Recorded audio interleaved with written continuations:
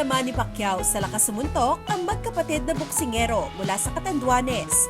Kinabiliban online ang viral videos ng 9 na taong gulang na si Kane Connor Subion at 6 na taong gulang na sina Smile dahil sa galing nila sa pag-iensayo.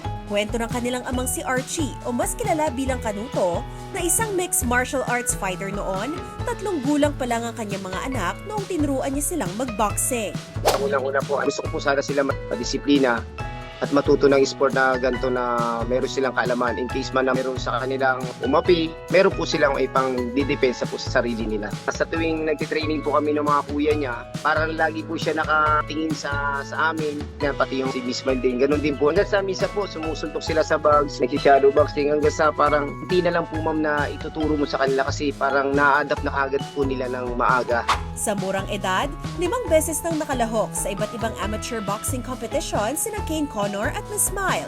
Bukod pa sa dalawa, may 4 pa silang nakatatandang kapatid na nag-uwi rin ng parangal sa larangan ng boxing. Kabilang dito ang kanilang 14 na taong gulang na kapatid na si Dethrone na 2-time silver medalist sa palarong pambansa noong 2025 at 2026. Si Yuriko Kate, 16 na taong gulang na bronze medalist sa palarong pambansa 2023.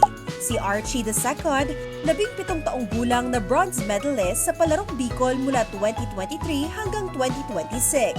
At si Bishonet, 19 na taong gulang na isang Manny Pacquiao Promotions fighter. Sa kabila ng nag-uumapaw na achievement sa mga anak ni Tatay Kanuto, hindi pa rin daw nila pinapabayaan ang pag-aaral.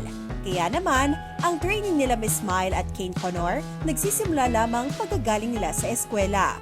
Mairerekomenda raw ni Tatay Kanuto sa iba pang mga magulang na hikayatin ang kanilang mga anak na matuto ng sports.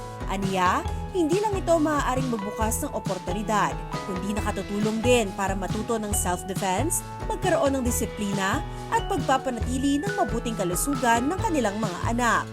Mas maigi po na turuan po natin ang self-defense ang mga bata. Mas maganda po rin kasi yun, nakakatulong din po sa enerhiya at kalakasan ng katawan po. Yun po ang pinakamaganda po dun sa ating mga anak.